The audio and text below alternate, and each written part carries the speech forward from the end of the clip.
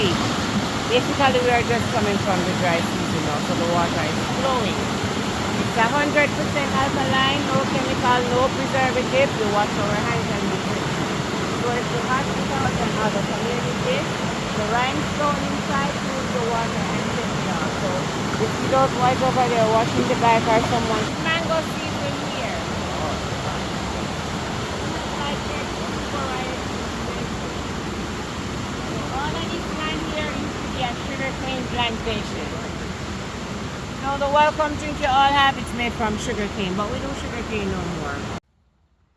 This is lemongrass. Smell like a lemon. Smell like a lemon. Just beautiful.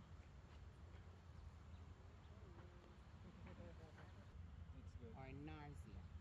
Easy to make a tea. And on the first day of the monthly cycle, we use it to make the tea. No pain, no cramp. It doesn't matter how many days. It smells good. Woman, it takes 9 months for full grown. In our trip to Jamaica, we had a full day tour in an amazing, amazing Jamaican nature. The banana makes an inhaler for someone that has asthma. Banana has fantastic.